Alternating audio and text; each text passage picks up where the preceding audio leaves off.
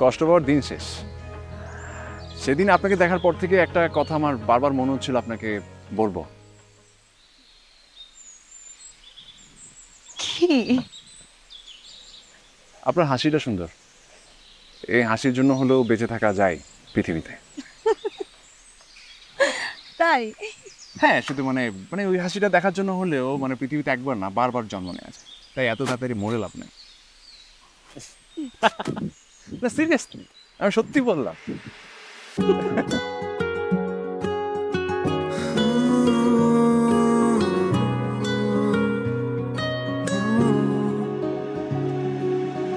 তুমি জোছনা ভরা চাঁদনি রাত, তুমি আকাশে ওঠা রংধনুষা, আমি ছায়া হয়ে থাকবো পাশে, দু চোখে যেন আর ঘুম না আসে। মায়ার মতো তুমি আর মায়াবী,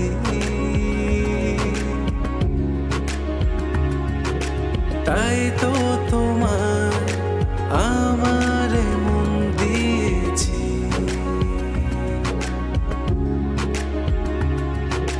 মায়ার মতো তুমি আর মায়াবী,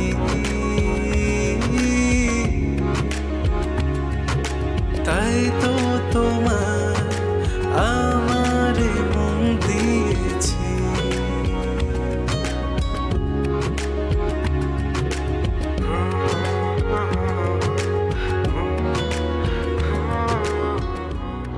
জানো, বেলা না ওর বয়ফ্রেন্ডকে খুঁজতে ঢাকায় আসছে। বেলা বলেছে তোমাকে এই কথা? হ্যাঁ, ওদের লাভ স্টোরিটা শুনে আমি পুরো টাচকে খেয়ে গেলাম। যে কোনো মুভির স্টোরিকেই হার মানায় ফেলবে। বেলার বয়ফ্রেন্ড নাকি একদিন সুসাইড করতে গেছে, সেখান থেকে বেলায় ওকে বাঁচালো, আর তারপরে ছেলেটা বেলার প্রেমে পড়ে যায়। তো কৃতজ্ঞতা প্রকাশ করতে একদিন ও বেলাকে বলে যে বেলার হাসি নাকি এতটাই সুন্দর যে বেলার হাসি দেখার জন্য হলেও পৃথিবীতে বেঁচে থাকতে চায়।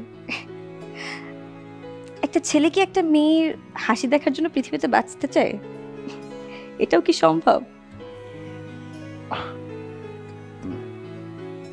অসম্ভব হওয়ার কি আছে? সম্ভব বলেই তো বলেছে না। আচ্ছা, তোমার এমন কখনো হয়নি? কি আশ্চর্য, আমার এমন হতে যাবে কেন? কি উল্টাপাল্টা কথা বলছো তুমি? সকাল অফিস আছে আমার, তুমি ঘুমাও তো। এইসব গল্প শুনতে আমার ভালো লাগছে না। বুঝলাম আমার হাসি খারাপ, তাই বলে কি এতটাই খারাপ যে তোমার একদিনও আমার হাসি দেখে পৃথিবীতে বাঁচতে মন চায়নি? আরে না, মানে আমি আমি আমি আমি এটা বলতে চাইনি। মানে কি যে বলো তুমি, আমি সরি, আমি এটা বলতে চাইনি। আমি বললাম যে তোমার হাসি কেন, তুমি মানুষটাই আমার খুব প্রিয়। আমি তো জানি যে তুমি আমার হাসি দেখার জন্যই পৃথিবীতে বেঁচে আছো।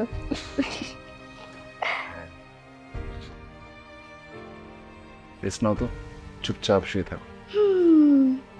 জানো, আমি তোমাকে এতদিন এত মিস করছি। শুধু শুধু কেন চিটাগং গেলে? শুধু শুধু কোথায় গেলাম? অফিসে কাজে গেলাম।